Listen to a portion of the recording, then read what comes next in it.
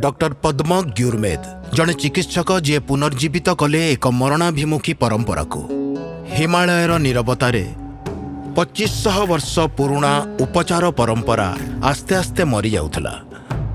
सौवा रिग्बा नाड़ी पढ़ी रोग निर्णय करिबा विरल जड़ीबुटी रे चिकित्सा करिबा। डॉक्टर पद्म ग्युरमेद विश्वास करुथिले जे किछि ऐतिह्य को संरक्षण करिबा अत्यंत गुरुत्वपूर्ण। तांकर सौवा रिग्बा को बंचेबार यात्रा बहुत कम बयसरु ही आरंभ हो जाइथिला। से बहु समय रे निज बापांकु औषध प्रस्तुत करिबा आ लोकंक चिकित्सा करिबार देखुथिले। से सौवा रिग्बा को बाछि नथिले, सौवा रिग्बा तांकु बाछिला। आरंभ रे से एहाको शिखिबाकु चाहू नथिले, किंतु तांको बापा तांकु बुझेइले।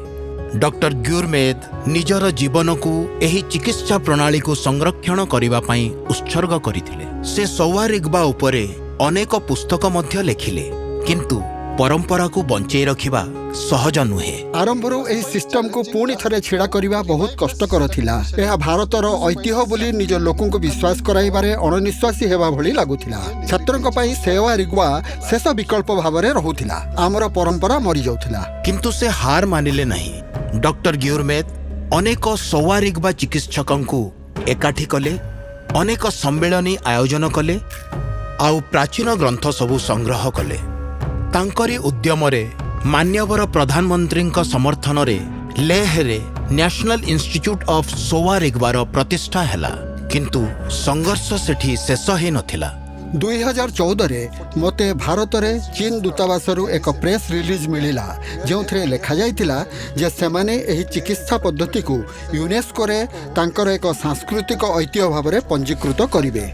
डॉक्टर ग्युरमेद समस्त संबंधित डॉक्यूमेंट एकत्र कले, फाइल तैयारी कले एवं पूर्ण प्रस्तुति सहित आग को बढ़िले। एही दीर्घ यात्रा रे अनेक लोक डॉक्टर ग्युरमेद को समर्थन करथिले। मो परिवार अनेक बलिदान देइछि।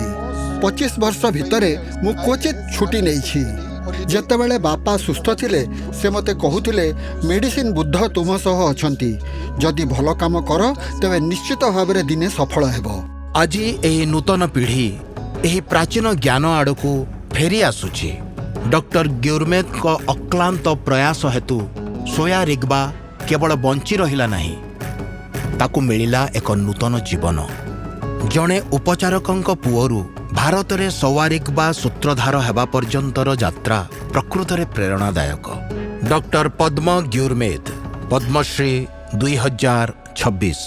कोटि कोटि नमस्कार।